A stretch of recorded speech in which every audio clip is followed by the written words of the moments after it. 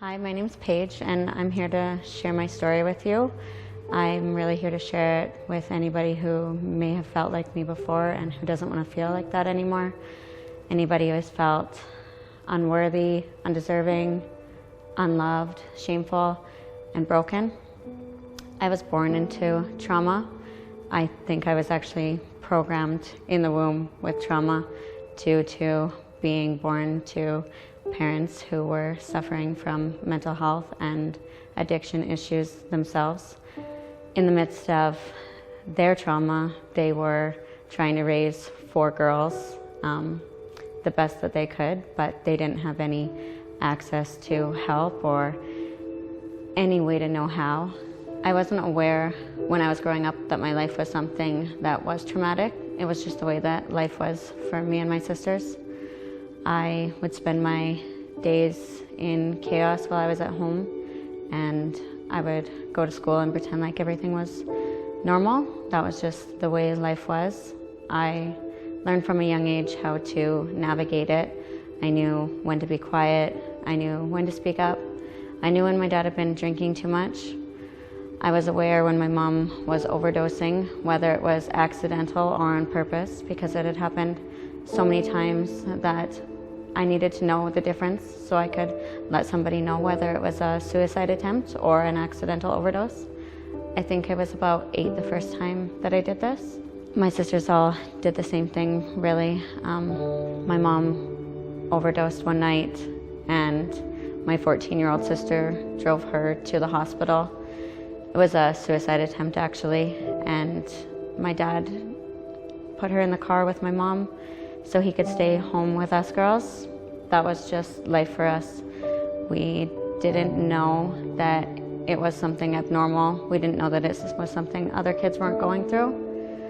We were also told that if we told anybody, we would be taken away. So our job was to keep the secret and pretend like things were normal and just try to get through it. My dad, he did his best while my mom was struggling with an OxyContin addiction, but he had his own demons as well. He spent most of his time working away to, I think, distance himself or try to manage. He was also supporting a family by himself, and they were struggling. I wanted a way out, but I didn't really know how. All I knew was that I was suffering. I don't really have any good memories from my childhood. People tell me there were good times in between, but I don't remember them. If you ask my sisters, they don't really remember them either. I think it's mostly blocked out. I think maybe if we had some access to help, or my parents had some access to help, I would have had a chance to create good memories or maybe remember some of the good times that I did hear about. Unfortunately, I never got the chance with my mom because she passed away from a drug overdose when I was 12 years old. After my mom passed away, my dad, he did get sober, but he didn't get help. He continued to struggle. He was away working, or when he was home, he was angry. At the time, I hated him. I blamed it all on him, but now I know he didn't have tools to cope. He didn't have the knowledge of how to deal with what was happening. He was left alone with 4 daughters who were much older in their actions than they should have been because of our childhood. We all wanted to be grown, and none of us wanted to listen to my dad. I was introduced to alcohol at the age of 14, and I quickly learned that alcohol really numbed a pain I didn't know that I could have taken away. I was living in pain all the time, so alcohol abuse became pretty prevalent in my life at an early age. I knew that I needed alcohol, and I knew that in order to get it, I would need to find friends who were older than I was, and so that's what I did. I didn't really fit in with people my age anyways, so the people that I did find that were older, they got me alcohol. They told me that I was fun. They told me that I was cool. For the first time, I felt really accepted in my life. I had men giving me attention, and I really believed that they loved me. So at 14, I started having sex. At 15, I was introduced to cocaine by somebody that I should have been able to trust at that age. I was 15 and she was 21. She asked my dad if I could go help her babysit I was super excited because I knew that she was lying and we were going to go to a party and I was going to get drunk. As soon as I got into the car, she showed me drugs. I'd never seen them before. I had heard about them in the DARE program and stuff like that, but I had never seen them. She asked me if I had done them before. I told her no, and she told me that inevitably I would do them, and she felt safest if I did them with her that night. So at the age of 15, I tried cocaine for the first time. I also smoked crack that night. I never smoked crack again, but that did start the beginning of my cocaine addiction. I had never felt so free before. Cocaine numbed absolutely everything that was going on in my life. If I was high, I was free. I was happy, what I thought was happiness at the time. And I needed it. I needed cocaine now. That was my safe place, and I needed to figure out a way to have access to it. So again, I looked for friends that used, and it wasn't hard for me to find a group that I thought I fit in with. I acted how they wanted. I was younger than them. I was susceptible. I gave them sex. I gave them my time. I pretty much did whatever they wanted, and most of them were quite a bit older than me. At 15, one of these men asked me if I wanted to go to a party. He knew that my dad would have never let me because he knew our family quite well, and he told me that he would help me sneak out. He drove to the end of my driveway and he turned off the lights of his car so that my dad couldn't see. I snuck out a basement window and he let me know that he had drugs with him. Win-win. I was so excited going to a party with an older guy. There were drugs there. What more could I want? He raped me that night. He told me before he raped me that he had been waiting to see me in that position since the first time that he had met me. I was 11 when he met me and he was 21. I wanted it to stop when it was happening, but I didn't know how to stop it. I knew that it was wrong. I was so intoxicated that nothing happened.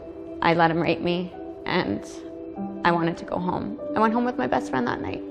I told her what had happened and I asked her not to tell anybody. She told me she would keep my secret.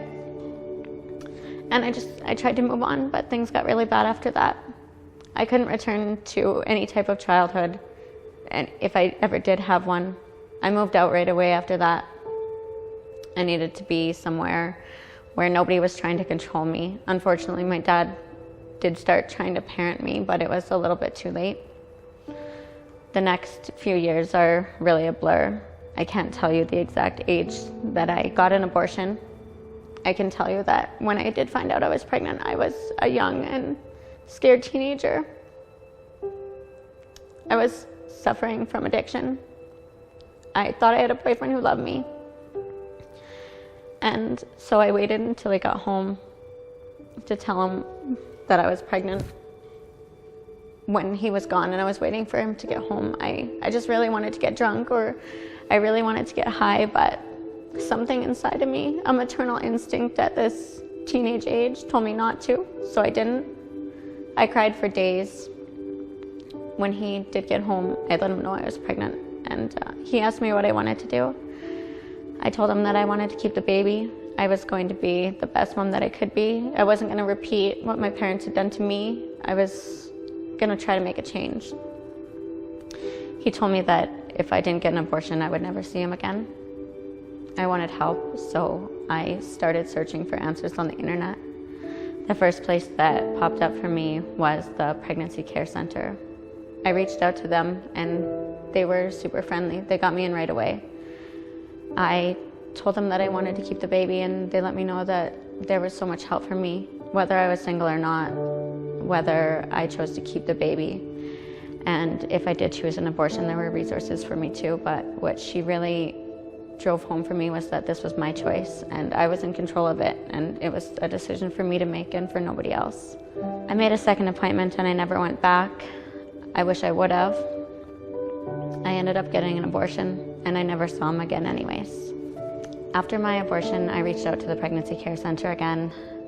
They offered me tons of help. They offered me counseling for post-abortion. They offered me somebody to talk to. They gave me an appointment to come in. I never went back.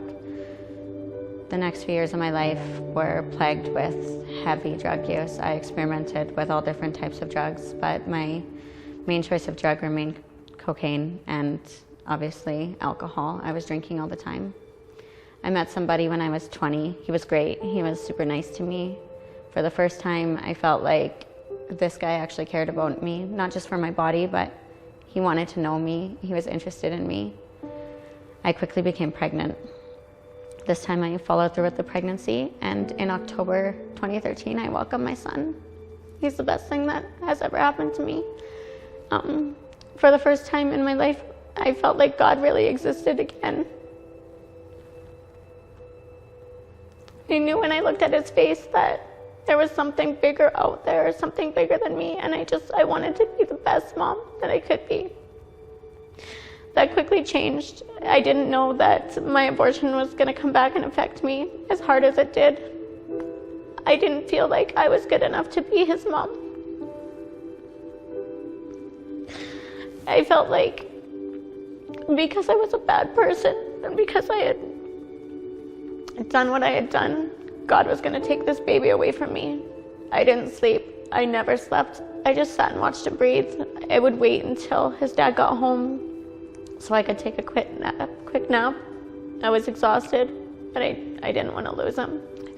After a year of trying to make it work with my son's dad, we just couldn't. We were both young. I never knew what a healthy relationship was, and I wasn't able to continue one with him. We decided to split, but we wanted to make co-parenting work, and we did. We worked through it, and we were good co-parents. I was able to find the strength to be a good mom on the days when I did have my son.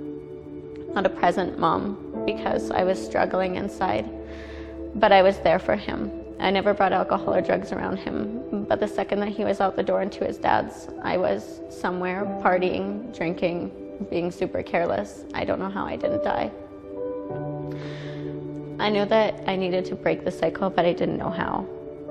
I had a few successes on my own, but there was no healing. There were times when I would get sober for a few months at a time, and I would start to get my life back together. But I never did any of the work that I needed to do. So unfortunately, I would just fall back into the same cycle and start off with the same habits. I did my best to shelter my son from what I was going through, but of course, you can't shelter a child from that when you can't even take care of yourself. Damaged parents, they raise damaged children, and it's pretty much impossible to get out of alone. In February 2020, I got pregnant with my daughter. I found out I was pregnant 4 days before my best friend died. He died of an overdose. He relapsed after 4 years of being sober, and he died the same night. If you've been listening to this so far, you know that in my life I've experienced pain. I have never experienced this type of pain. I lost my best friend. He was the person that was always in my corner. He was the best person. He was my supporter through the worst of the worst and the best of the best. His name was Landon. The day that he died, I told myself I will never use another substance again. I was pregnant. I was in the middle of the first lockdown of a pandemic. I was broken and I was grieving. I knew I needed help, but I didn't know where to start. I'm so thankful that God knew where to start and that he was waiting for me to be open. I found a journal entry. It was sent to me from my friend Landon, who had passed away. It said, "Stay sober, be patient, be loving, be kind, be genuine, grow, enjoy the ride, and trust God." I started praying that day. I started to develop my relationship with God on my own, but I didn't know where to go or how to do it. One night at about 3 a.m, I woke up to a name being repeated in my head.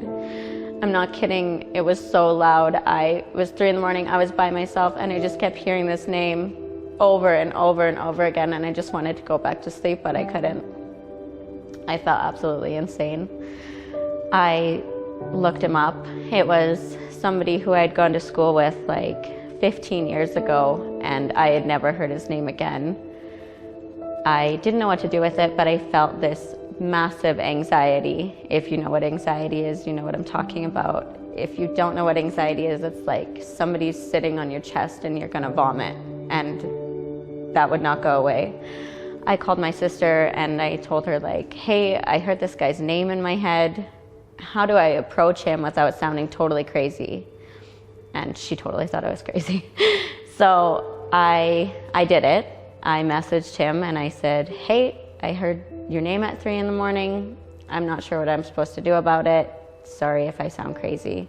It turns out he was a pastor now, and he didn't think I was crazy at all. He thought this was God and this is amazing, and he's had these things happen before. He asked me if I would be interested in figuring out what his place in my story was, or why God was reaching out for me to contact him. We talked a few times on and off on the phone. I didn't really know what I was talking to him for. I was just trying to do what God had told me to do. I didn't know at the time it was God. I do now. He asked me if I remembered a lady that we had grown up around. She was somebody from our community, and he thought I should call her. Turns out she works at the pregnancy care center. I called her that day. I left a voicemail and she immediately returned my call. The rest is really history. I got into contact with her and I have been experiencing healing ever since. I found a place where I am welcomed, I am celebrated, I am loved. Somebody believes in me and I never feel judged. I have been able to work through traumas that I thought I would never get over. Things that I didn't even remember until I started working with somebody who cared enough to get them out of me. I'm able to love myself. I feel worthy. I feel important. I'm a good mom. Shortly after I met with her, I welcomed my daughter. She was born October 4th, 2020, exactly 7 years after my son was born, so I know that she's from God too. Her name is Landon.